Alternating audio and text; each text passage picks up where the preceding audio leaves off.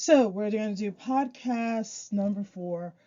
Sorry it took so long to get started. This one's on education and the confusion and the melee over how some students are being accepted to college while others aren't. So our first question comes from an anonymous viewer.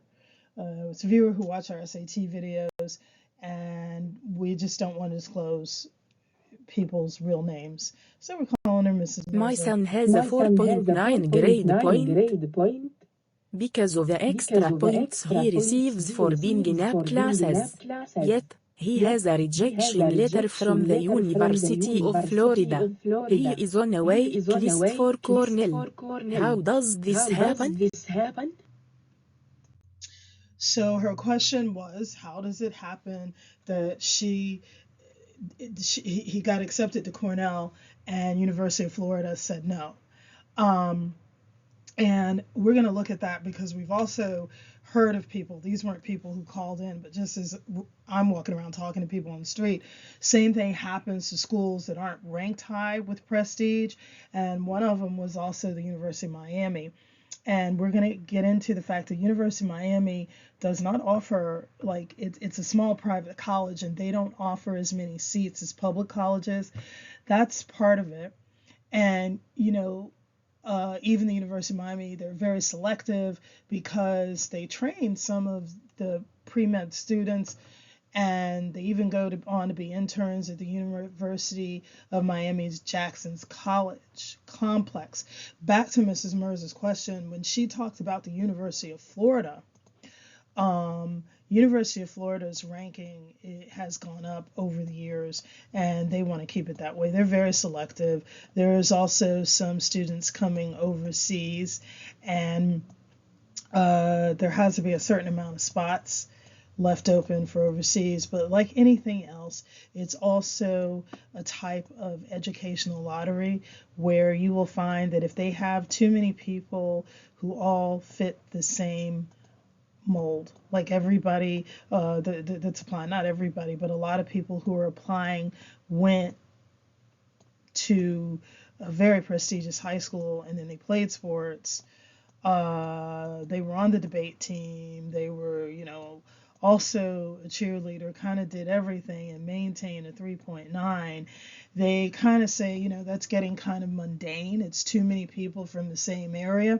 So they'll then reach out and go to another area, and somebody in, let's say, a state like Oregon will have an 1183 on an SAT, and a student from the Florida will have the same 1183. And then if they've got too many people from the University of Florida going from Florida into the University of Florida, that's how something works. That's how some people get in and others don't. Okay, it just becomes a lottery, and I'm not saying it's fair. I'm just saying that's how it happens. Also, here you can read this later for yourself, but like some schools are more STEM oriented, and again, we know that STEM is science, technology, engineering, and math. And because STEM is more oriented and directed for students with higher levels, a lot of times the schools say, well, we don't necessarily want the person who was straight A, A plus average with this 4.0 stuff. And some schools, by the way, do add on extra credit points, as Mrs. Mirza had mentioned. Some students are getting a 5.0 because they took all advanced classes. And so I'm kind of chuckling there because I did that my senior year and in high school. And you go with other people who have who had like a 3.0, and they get into class and start anew their freshman year, and it's like you guys are starting out on a level playing field. So this is to build up to get to that spot, and then you start again in college at a level playing field. But anyway, some colleges want to be more liberal, and they want students who are kind of trying to figure themselves out, even though parents are paying an arm and a leg. So they'll say, well, we need to leave some spots.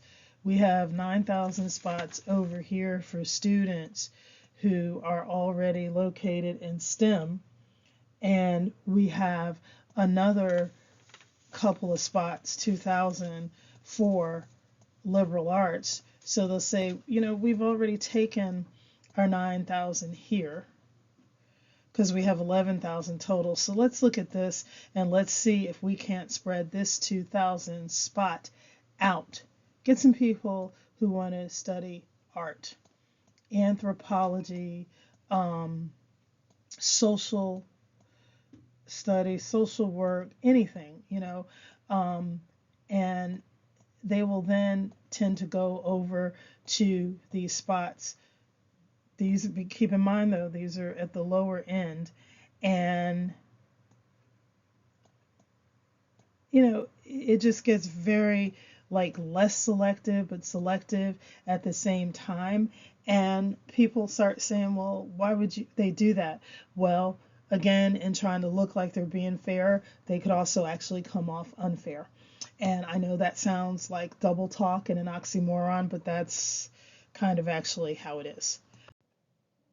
Okay, and again, when we look at something like the SAT, although things tend to be, they appear to be arbitrary, and sometimes taking the test, you will, when your students sit in school, they'll look at somebody who they got a 1,300 on the SAT, and they'll be sitting in class with someone who got something like a 983, based on a lot of things. It's not just based on athleticism or which athlete was chosen over another. Sometimes it's trust fund children who come in. Sometimes in order to look fair, again, they have to, some schools feel they have to pull up a certain amount to look fair. Say, well, let's leave those students who had problems in high school but may straighten out in college. They may grow a little bit, and so they allow them to come in.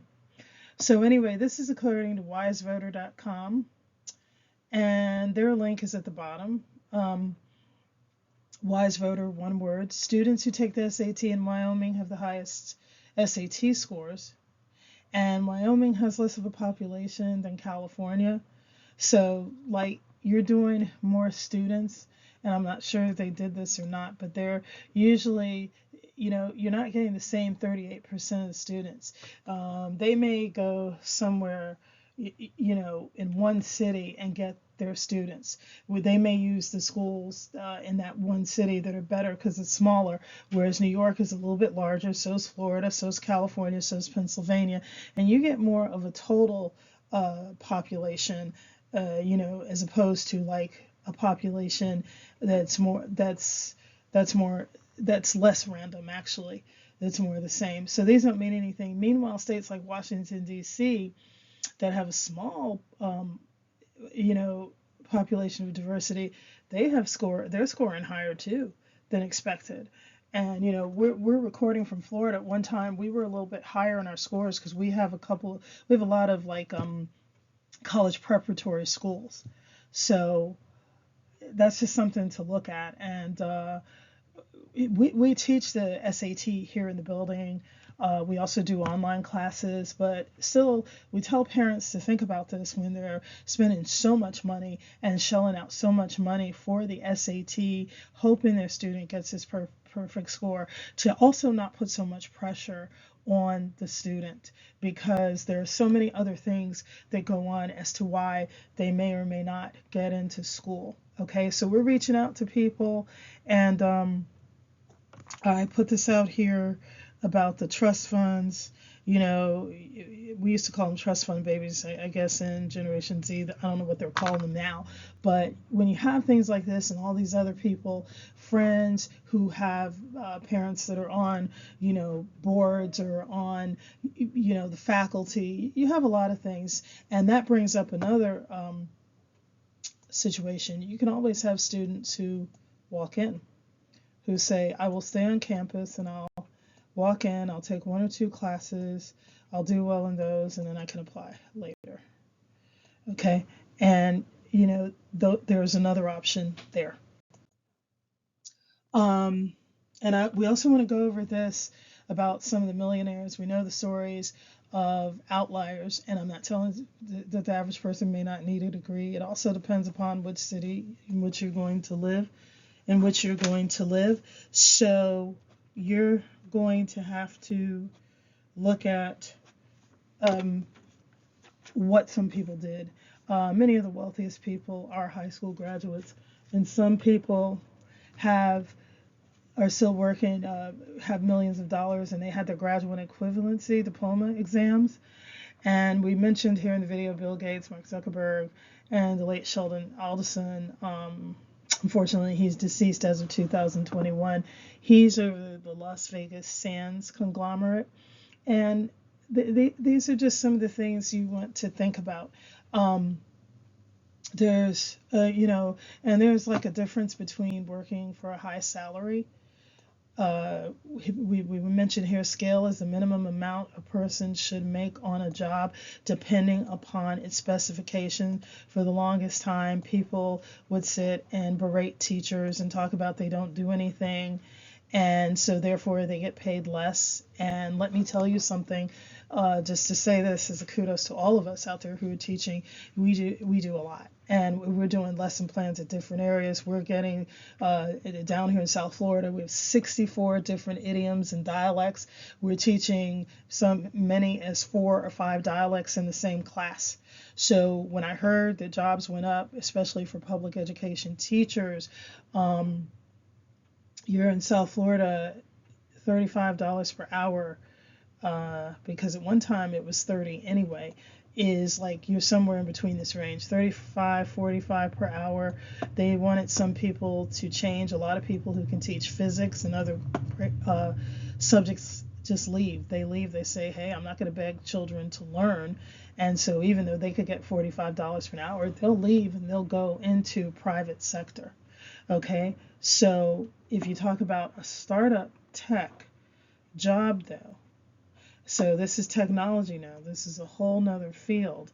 The technology industry, it could be anywhere from $20 to $100 per hour. $20 is more the lower end. If you're a gopher, somebody who's running around taking notes, researching, making sure drones work, to $100 per hour if you're actually a part of a group that thinks up new applications or apps as they call them.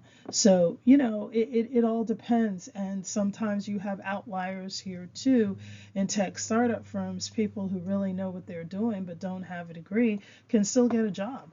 So that's something to ponder. And even if you make less than $15 an hour, you can supplement your income by learning how to use investment products. Teenagers, the parents can buy a policy for them at a certain age. A teenager can have it on their own. The parent can act as guardian. Ages depend on each state. You need to look at that. And you allow the interest to grow. So can you imagine if you have a 14-year-old and hopefully they're getting anywhere from 6% up on, we're not talking about banking products now. We're talking about, although you can get this on those if there's a certain amount of money there. We're just talking about like general things, annuities, insurance, and they were at 6% and they grew and grew. By the time they're 24, they're not doubling it completely. The rule of 72 says that if you were getting 6% interest, 62 divided by 6% is your interest. This tells you how many years you're going to get. Then when you take 6 into 72, you're going to get about 12 years. So you want your child to have like double what you put in. You want it to go not only to 10 years, you want it to go to 6 years if that's the interest. And keep in mind, on a lot of insurance products, they change over a period of time.